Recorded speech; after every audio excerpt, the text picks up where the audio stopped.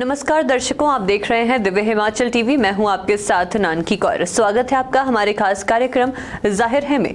इस खास सेगमेंट में बात करेंगे मुख्य अंतर्राष्ट्रीय, राष्ट्रीय और राज्य की कुछ खास खबरों की। इसके अलावा समाचार पत्र की प्रमुख खबरों पर नजर डालेंगे और बताएंगे आपको आज क्या खास है संपादकीय पृष्ठ पर। अंत में एक रोचक जानकारी भी आपको बताएंगे, तो बने रहिए कार्यक्रम के अंत तक। चलिए शुरुआत करते हैं कुछ अहम अंतर्राष्ट्रीय खबरों से। टाइटैनिक जहाज के मलबे को देखने के लिए लोगों को ले जाने वाली टूरिस्ट पनडुब्बी टाइटन रविवार को अटलांटिक महासागर में लापता हो गई। टाइटन पनडुब्बी में एक पायलट और 4 पैसेंजर सवार थे। इनमें ब्रिटेन के अरबपति कारोबारी हामिश हार्डिंग और पाकिस्तान के बिजनेसमैन शहजादा दाऊद अपने बेटे के साथ मौजूद हैं। सबमरीन को ढूंढने के लिए अमेरिका और कनाडा के जहाज और प्लेन्स को भेजा गया है। मध्य अमेरिकी देश होंडुरास की एक महिला जेल में हुए गैंग वॉर में कम से कम 41 महिला कैदियों के मारे जाने की खबर है। होंडुरास की राजधानी तेगुसिगाल्पा से लगभग 30 मील उत्तर पश्चिम में तमारा जेल में कैदियों को गोली मारने की खबरें सामने आई हैं। प्रधानमंत्री नरेंद्र मोदी ने अपने अमेरिका दौरे के दौरान टेस्ला के सीईओ एलन मस्क से मुलाकात की। इस दौरान एलन मस्क ने बताया कि वह अगले साल भारत आने की योजना बना रहे हैं। प्रधानमंत्री मोदी के साथ अपनी मुलाकात के बाद एलन मस्क ने कहा कि यह बेहतरीन और बहुत अच्छी बातचीत थी। अब बात करते हैं कुछ राष्ट्रीय खबरों की। देश और दुनिया में आज योग दिवस की धूम है। इस मौके पर प्रधानमंत्री नरेंद्र मोदी आज संयुक्त राष्ट्र के मुख्यालय में योग कार्यक्रम का हिस्सा बनेंगे। इतना ही नहीं, केंद्र सरकार के कई मंत्रियों ने भी योग दिवस पर अलग अलग जगह जाकर योग से जुड़े कार्यक्रमों में हिस्सा लिया।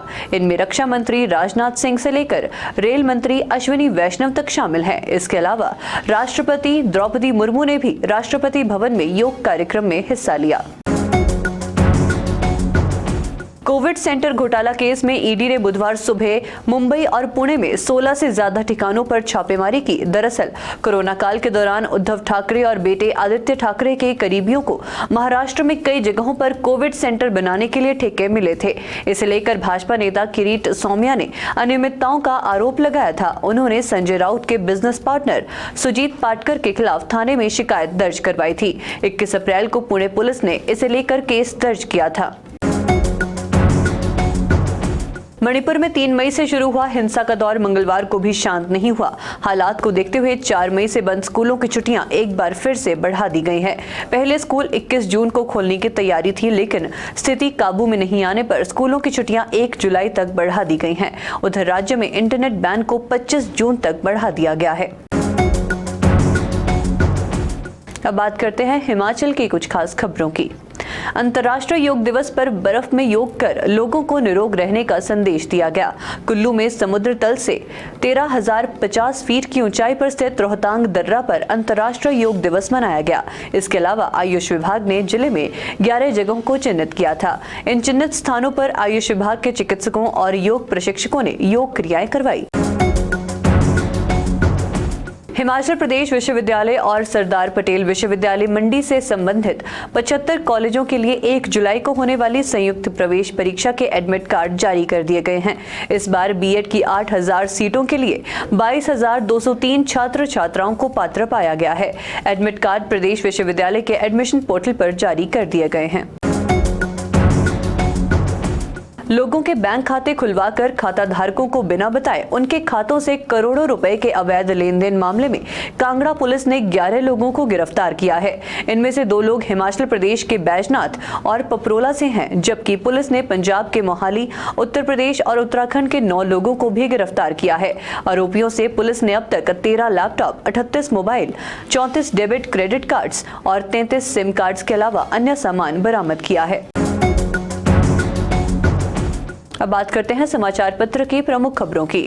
प्रधानमंत्री नरेंद्र मोदी ने अमेरिका की अपनी ऐतिहासिक यात्रा शुरू होने से पहले अमेरिका के प्रमुख अखबार वॉल स्ट्रीट जर्नल को दिए इंटरव्यू में भारत के विश्व राजनीति में भूमिका, संयुक्त राष्ट्र सुरक्षा परिषद के विस्तार और चीन के साथ संबंधों पर बात की।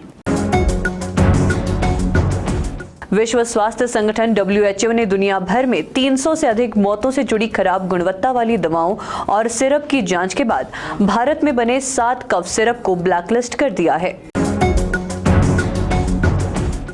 उत्तर प्रदेश मदरसा बोर्ड ने आदेश जारी किया है कि राज्य के सभी पंजीकृत और गैर पंजीकृत मदरसों में योग दिवस पर योग के कार्यक्रम आयोजित किए जाएं। अब आपको लिए चलते हैं संपादकीय पृष्ठ पर।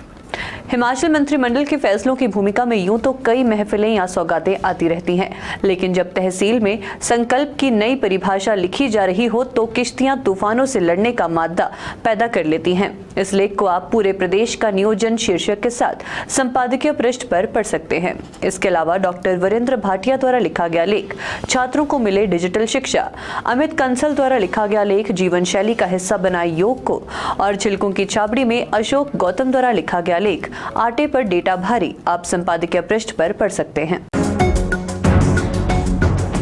और अब अंत में एक रोचक जानकारी।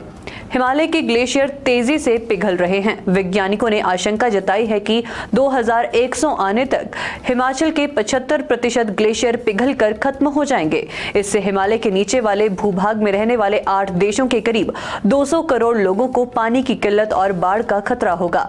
इन देशों में भारत, पाकिस्तान, भूटान, अफगानिस्तान, चीन, म्यांमार, नेपाल और बांग्लादेश शामिल हैं। काठमांडू के international centre for integrated mountain development ICIMOD ने इसकी जानकारी दी है। बताया गया है कि आने वाले दिनों में एवलांच की घटनाएं भी तेजी से बढ़ेंगी।